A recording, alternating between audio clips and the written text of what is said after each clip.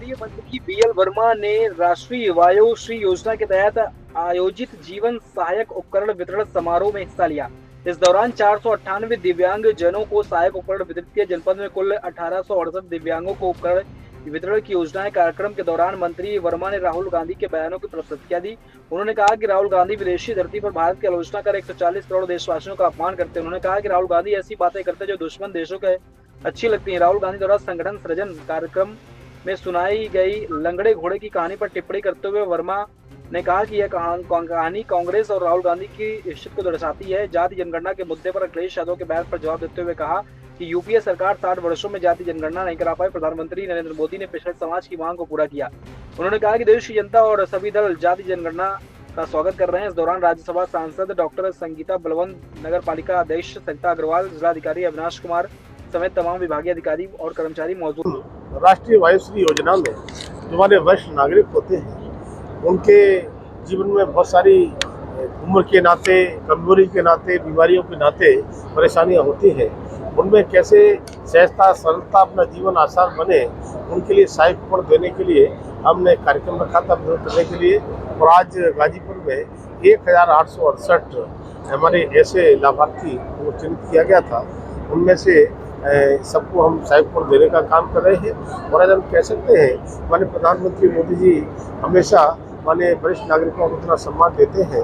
उन्होंने आयुष्मान कार्ड की योजना तो चलती थी, लेकिन अब 70 वर्ष से ज़्यादा आयु वालों के लिए उपकरण जोड़ने का काम किया है। हमारे मंत्रालय के द्वारा चाहे वृद्धाश्रम हो या अन्य तरह से कैसे हम इन बुजुर्गों का, इन वरिष्ठ नागरिकों का सम्मान बनाए रखें, बढ़ाई रखें, इसके लिए चिंता माननीय प्रधानमंत्री के नेतृत्व में हमारा मंत्रालय भी लगातार कर रहा है। और जहाँ तक दिव्यांगजनों का सवाल है, तब मैं कहूँगा जिस एल्को के द्वारा हमने कार्यक्रम किया है वही एल्को हमारा दिव्यांगजन का भी सहायक उपकरण देने का काम करता है।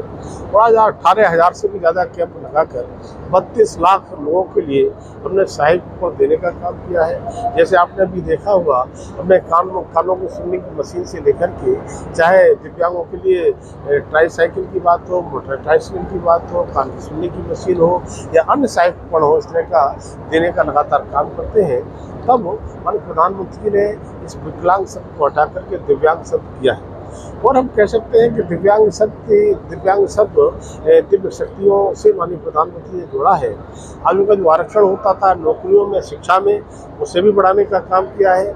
और आज जब ओलंपिक गेम होते हैं, माननीय प्रधानमंत्री मोदी जी के नेतृत्व में हमारे देश के खिलाड़ी हमारे देश का गौरव बढ़ाने का काम करते हैं, अब तक से ज़्यादा मेडल लाने का। लेकिन उससे भी खुशी तब ज़्यादा होती है जब दिव्यांगों के हमारे पैरा ओलंपिक गेम होते हैं, उसमें उन मेडल की भी संख्या पीछे छूट जाती है, उस रिकॉर्ड को भी तोड़ने का काम करते हैं।